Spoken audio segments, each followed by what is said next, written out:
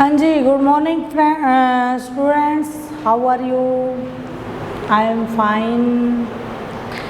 तो चलिए next class फिर शुरू करते हैं।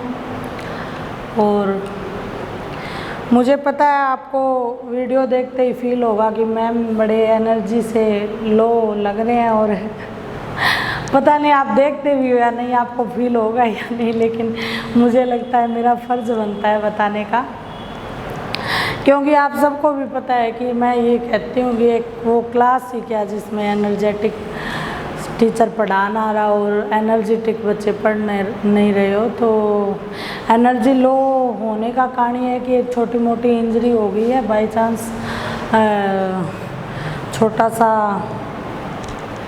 इंसिडेंटल चोट लग गई है, और आप सबकी दुआ से चोट बड़ी लग सकती थी, लेकिन बहुत छोटी चोट लगी है। और मैं बिल्कुल एक दो दिन में उसी एनर्जी के साथ क्लास में आऊँगी। तो देखिए, इतनी दिक्कत होने के बाद भी मुझे लगा कि नहीं, बच्चों की क्लास नहीं छूटनी चाहिए, मैं आपके लिए आपके सामने हूँ, तो इस भावना को समझें और बिल्कुल आप इंग्लिश ग्रामर में अच्छे मार्क्स लेके आएँ, तभी मुझे लगेगा कि हाँ, बच्चों ने मेरी इस कोशिश को सराहा है और समझा है। तो आज की क्लास शुरू करते हैं सरस्वती मंत्र के साथ। या देवी सर्वभूतेषु शक्ति रूपेण समस्थिता नमस्तस्यै नमस्तस्यै नमस्तस्यै नमो नमः।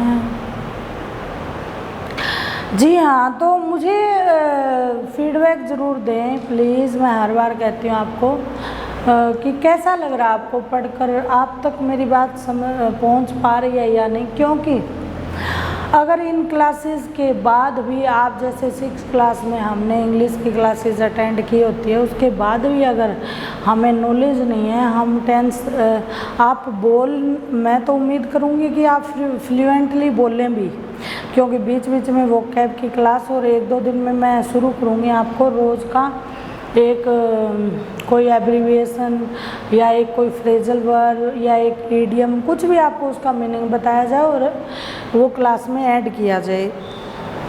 लेकिन अगर आपको वर्बल में थोड़ी बहुत प्रॉब्लम है, कोई बात नहीं है, आप रिटर्न में मात न खाएं आज के बाद। अगर आपको, क्योंकि देखो स्टोरी हम हिंदी में बड़ा अच्छे से लिख पाते हैं पढ़ के, तो इंग्लिश में हमें दिक्कत आती है सेंटेंस मेकिंग में, और इसीलिए मैं इस पार्ट को लेकर चली हूँ। और मैं पूरी उम्मीद करती हूँ कि आपको सेंटेंस मेकिंग में कोई दिक्कत न आए, ठीक है।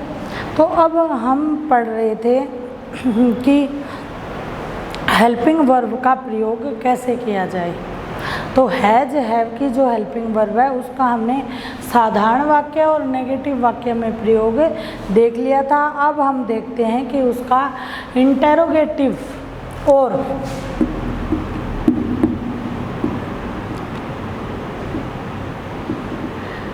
इंटेरोगेटिव और इंटेरोगेटिव प्लस नेगेटिव सेंटेंस कैसे बनेगा। ये इंटेरोगेटिव हो गया और ये हो जाएगा। देखिए, कोई महत्व नहीं रखता कि आपको ये याद है कि प्रश्नवाचक को क्या कहेंगे, इंटेरोगेटिव कहेंगे, क्या कहेंगे, नहीं, उसके पीछे आपको क्वेश्चन मार्क देखकर समझ में आ जाएगा कि ये किसकी बात हो रही है। आपको सिर्फ स्ट्रक्चर अच्छे से आना चाहिए, और आपने स्ट्रक्चर पे मेहनत कर ली तो आपके लिए कोई भी काम मुश्किल नहीं होगा, कोई भी सेंटेंस मुश्किल नहीं होगा। जैसे एक वाक्य छोटा सा साधारण सा ही देख लेते हैं। क्या इस गांव में डॉक्टर है? क्या इस गांव में डॉक्टर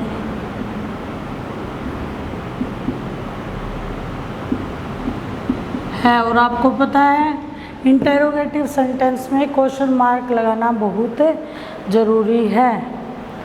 क्या आपके पास कार है?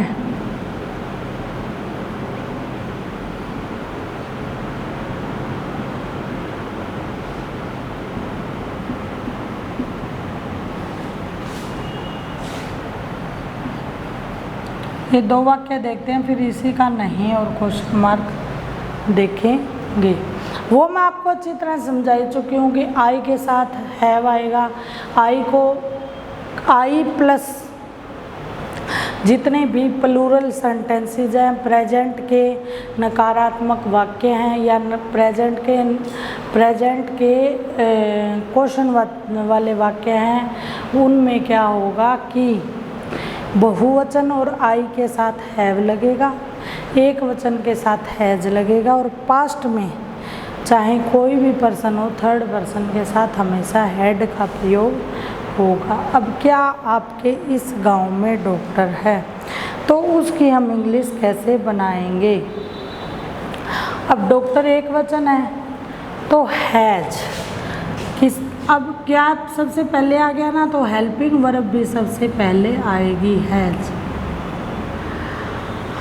अब हैज के बाद ये कि वाक्य बनता है हैज, फिर subject this village A doctor.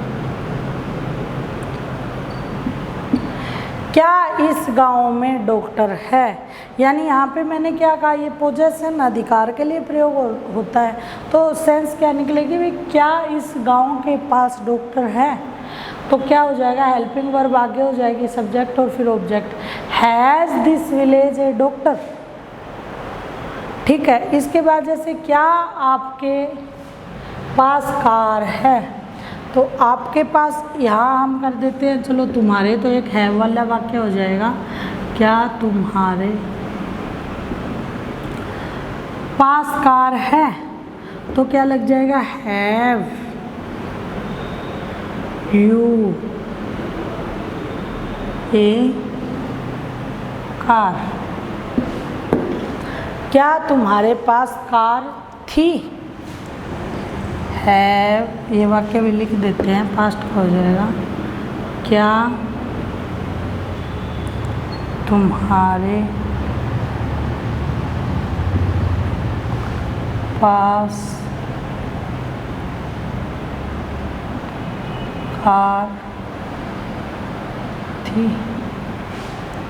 ठीक है, क्या तुम्हारे पास कार थी, तो हैड यू ए कार, और क्वेश्चनवाचक वाक्य। आप समझ गए। देखिए एक बार फिर गौर कीजिए, हम बात कर रहे हैं इंटेरोगेटिव सेंटेंसेस की। इंटेरोगेटिव मतलब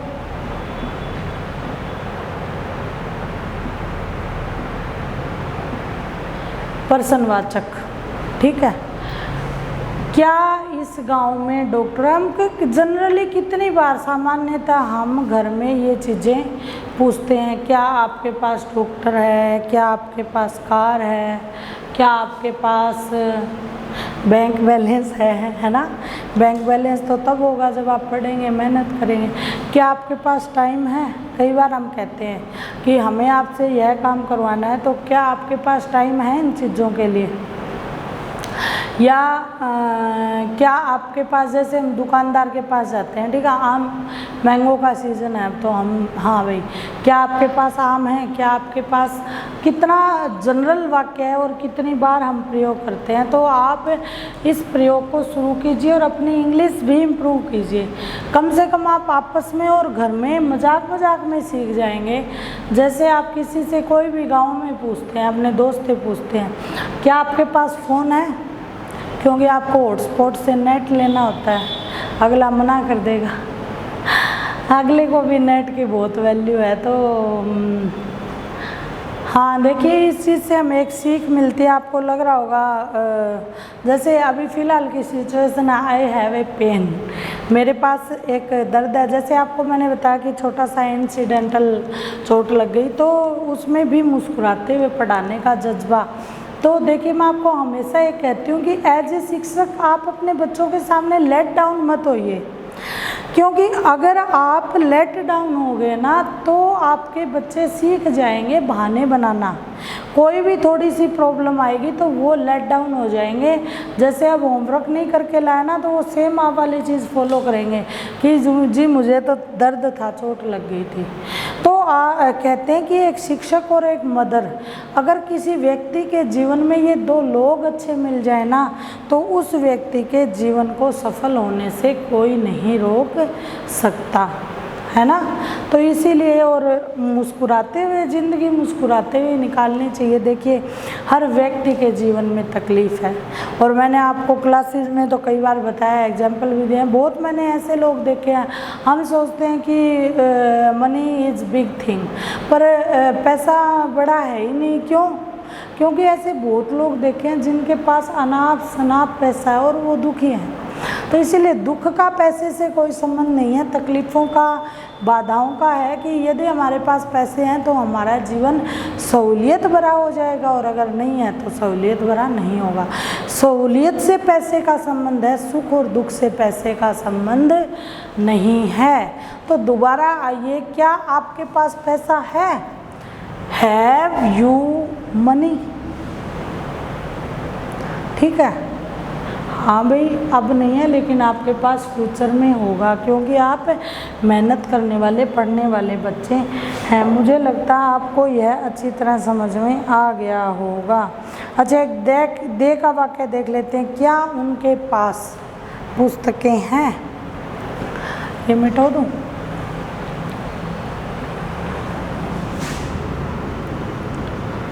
ये मिटा देती हूँ, आप कंफ्यूज मत हो ना, अभी सिर्फ इंटरोगेटिव चल रहे हैं। क्या उनके पास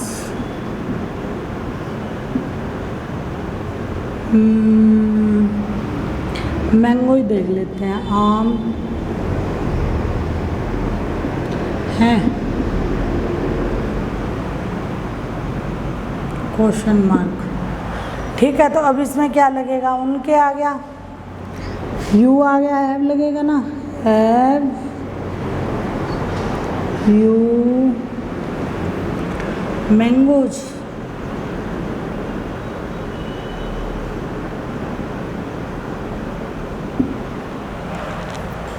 ठीक है, आपको समझ में आ गया?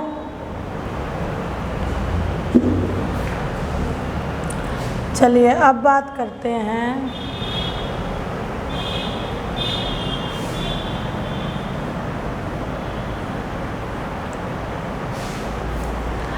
Interrogative plus negative.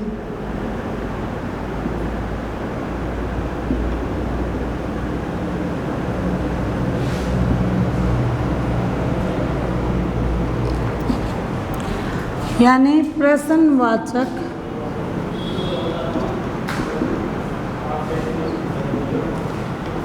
नहीं वाले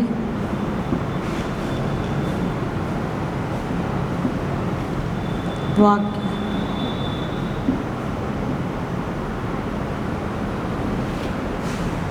ठीक है,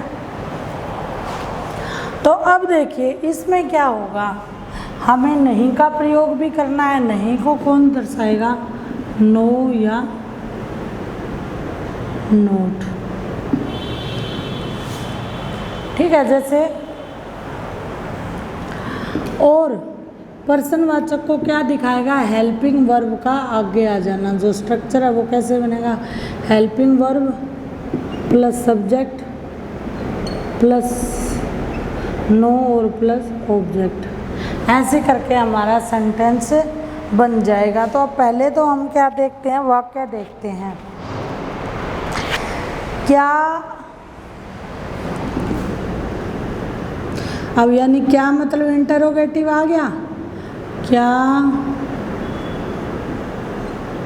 उनके पास,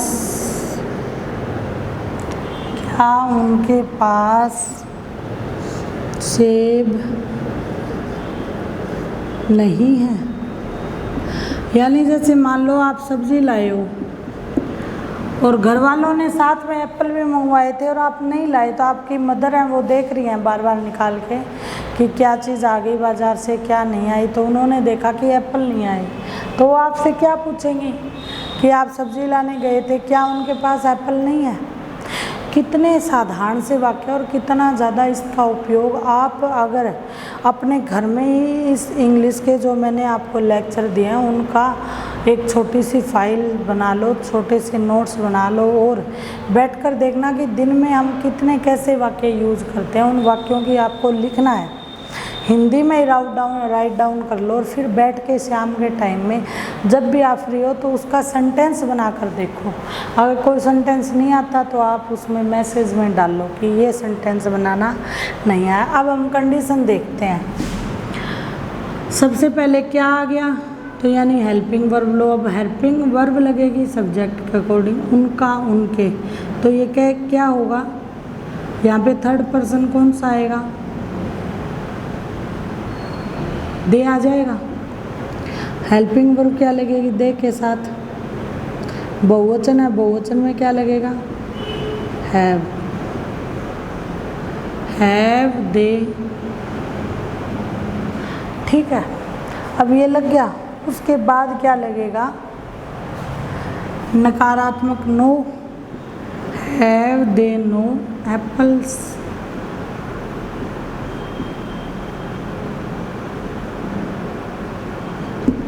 ठीक है, ठीक है, have they no an apples article का अगर प्रयोग करो तो ठीक है। और वाक्य बना के देख लेते हैं। क्या उसके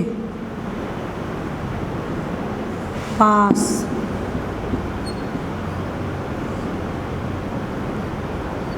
साइकिल नहीं है। ठीक है, अब क्या आ गया, तो हेल्पिंग वर्ब उठा लो। उसका मतलब ही मतलब है जाएगा, हैज ही। ठीक है, नो ए साइकिल। ठीक है, क्या उसके पास साइकिल नहीं है। कोई भी वाक्य बना लो,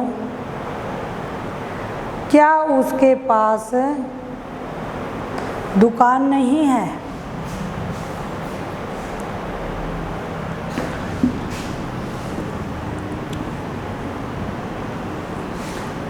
अब ये पास्ट का भी बनाते हैं और प्रेजेंट का भी वाक्य बनाते हैं। क्या उसके पास दुकान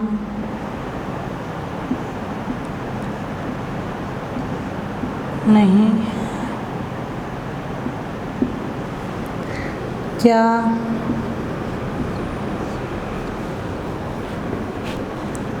मेरे पास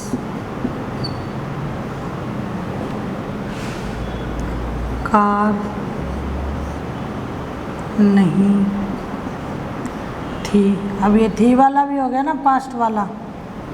ठीक है, अब इसमें सबसे पहले हमें क्या देख लिया और नहीं देख लिया। इसका मतलब ये वाक्य कौन सा है, इंटरोगेटिव नेगेटिव सेंटेंस। यहाँ भी क्या रखा हुआ है, यहाँ नहीं रखा हुआ, तो इसका मतलब ये वाक्य कौन सा है, इंटरोगेटिव नेगेटिव सेंटेंस। ठीक है, तो वह आप देखिए इसके पीछे क्वेश्चन मार्क ज़रूर होना चाहिए। अब क्या पहले आ गया, तो हेल्पिंग वर्ब भी, इसमें याद करने वाली चीज़ ही नहीं है। आप देखिए हिंदी में अगर सेंटेंस में क्या पहले आया है तो वह क्या है अपने आप पता चल जाएगा कि यह इंटरोगेटिव है, उसमें हेल्पिंग वर्ब आगे आएगी।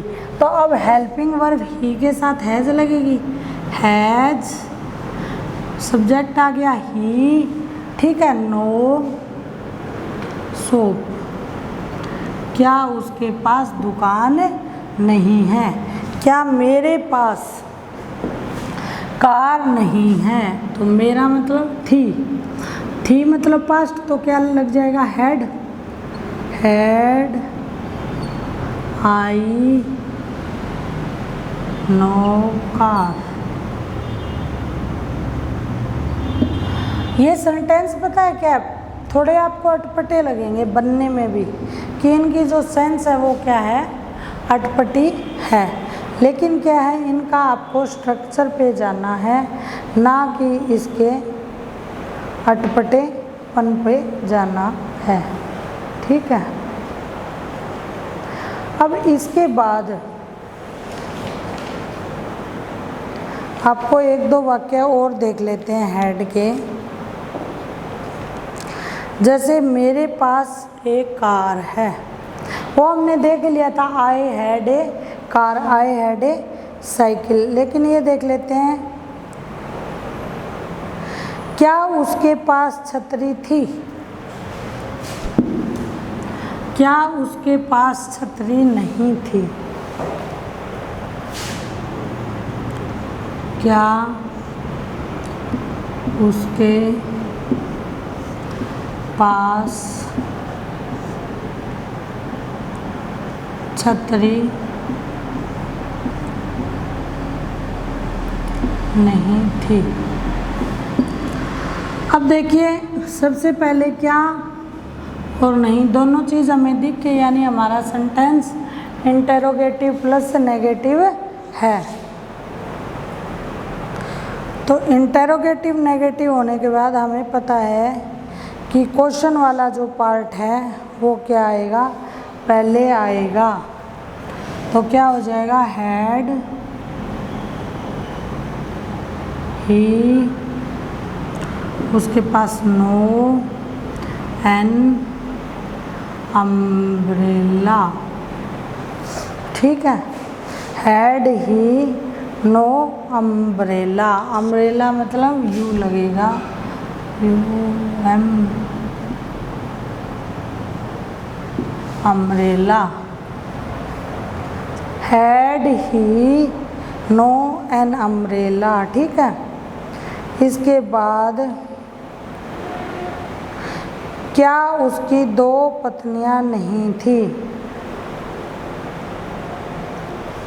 अब इसका प्रयोग कैसे होगा, अब हैड और नोट को आप साथ में भी कर सकते हो। He had, has he, note A so, note लगेगा इसमें, या फिर आप कर सकते हो हैजंट,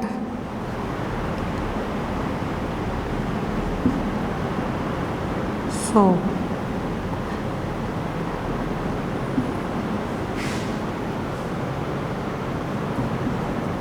ठीक है, जैसे क्या उसके पास दो पत्नियां नहीं थी, ये वाक्य हम देखते हैं।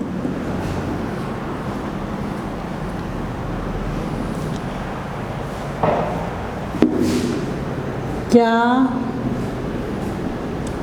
उसके पास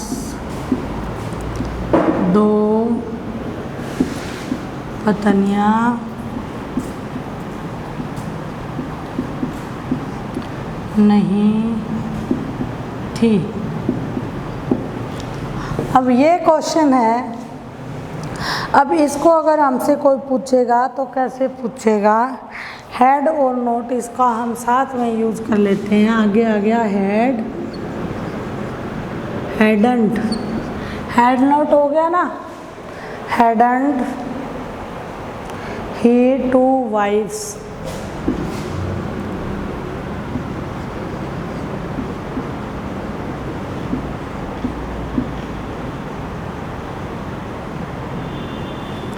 hadn't he to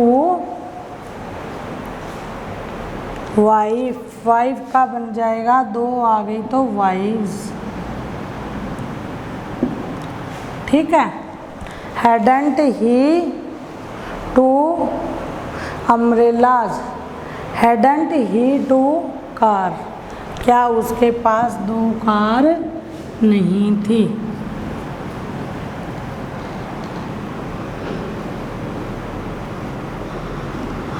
अब देखिए इसके आपा थोड़ी सी समरी ले लेते हैं इस लेक्चर की। इसमें हमने हैज़, हैव और हैड, तीन जो हमारे टू हैव की हेल्पिंग वर्ब है इसकी स्टडी की है।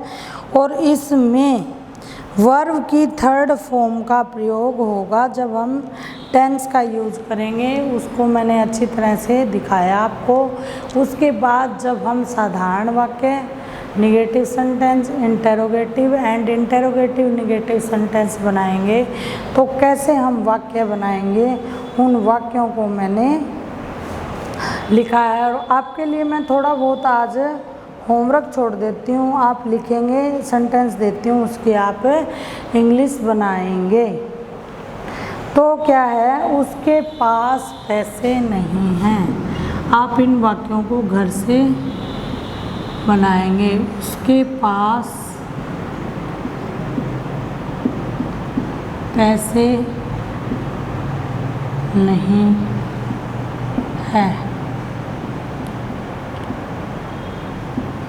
ठीक है। मेरे पास कार थी, ठीक है। वह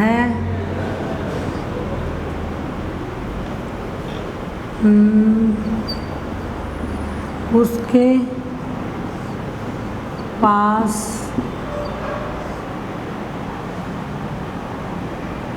गहने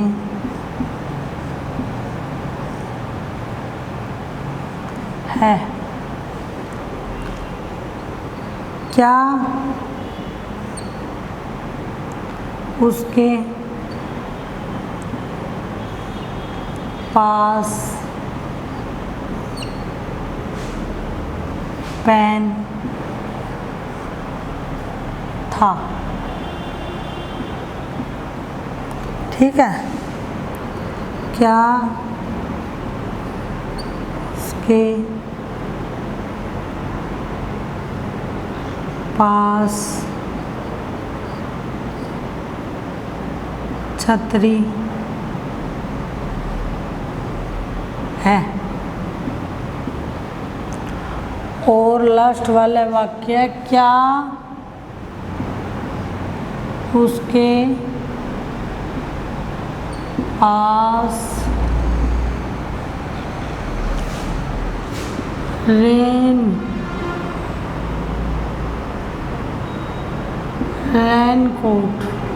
रेनकोट को वैसे इंग्लिश में ही लिख देती हूँ मैं,